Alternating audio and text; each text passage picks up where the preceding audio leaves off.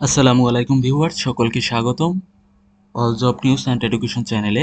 চলে আসলাম নতুন একটি ভিডিও নিয়ে। আজকে ভিডিওর বিষয় হচ্ছে জাতীয় বিশ্ববিদ্যালয় ভর্তি পরীক্ষার জন্য তোমরা যারা এখনো এডমিট কার্ড ডাউনলোড করতে পারোনি তাদের আজকে কি তারা করবে তাদের সমাধান নিয়ে আজকে চলে আসলাম। দেখো, তোমরা যখন জাতীয় বিশ্ববিদ্যালয়ের ওয়েবসাইটে গিয়ে তোমাদের এডমিট কার্ড ডাউনলোড করতে যাও তখন হচ্ছে অনার্স অ্যাপ্লিক্যান্টস লগ ইন, এখানে তোমরা ক্লিক করো এবং ক্লিক করার পরে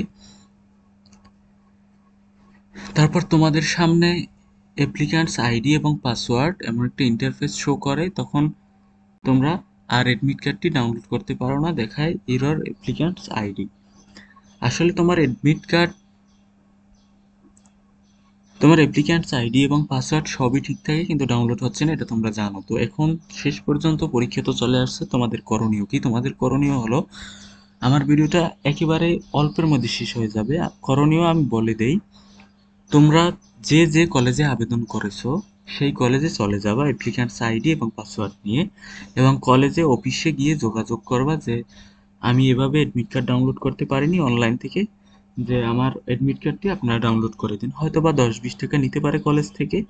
তো সুতরাং তোমরা বসে থেকো না, তাদের ওয়েবসাইট কিন্তু একেবারেই ডাউন হয়ে গেছে। এটা সমস্যা সমাধান হবে কিনা জানা নেই। তোমরা এভাবে না বসে থেকে তোমরা কলেজে চলে যাও।